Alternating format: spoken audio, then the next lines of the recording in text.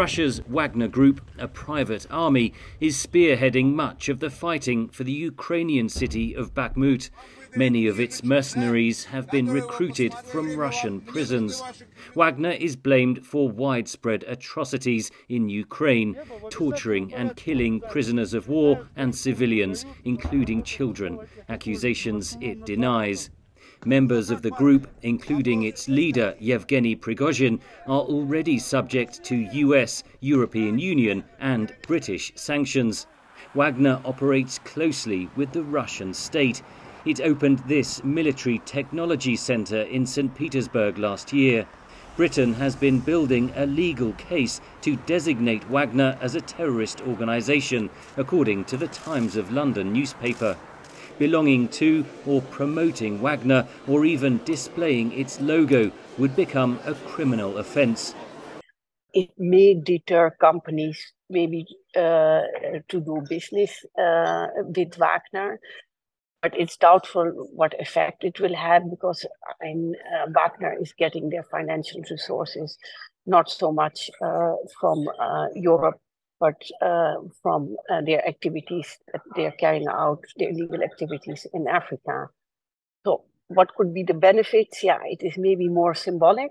Wagner mercenaries have operated in Syria and several African countries, including Libya, the Central African Republic, Mali and Sudan, typically offering governments security services in return for access to mineral wealth and support for Russia's geopolitical aims. In March 2022, around 300 civilians died in an attack on the Malian town of Moura, which was then controlled by jihadist forces. Speaking at the time, witnesses accused Malian forces and Russian Wagner fighters of summary executions, which Mali denied. The Malian army came with a lot of white men. We can call them Russians. They didn't understand one another. They took 15 to 20 people. They lined them up about 100 meters from us. They made them kneel down, and they shot them. The French Parliament voted Tuesday to designate the Wagner Group as a terrorist entity in a non-binding resolution, adding pressure on the European Union to take action. In Washington, a bipartisan group of lawmakers is pushing for the United States to classify Wagner as a foreign terrorist organization. The US Attorney General said in March he would not object to the move.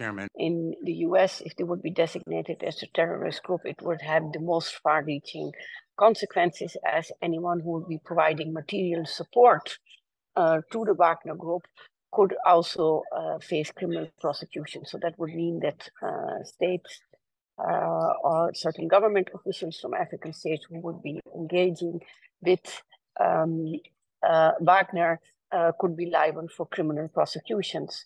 The Times report said Britain could designate Wagner as a terrorist group within weeks. The British government declined to comment. Henry Ridgwell for VOA News, London.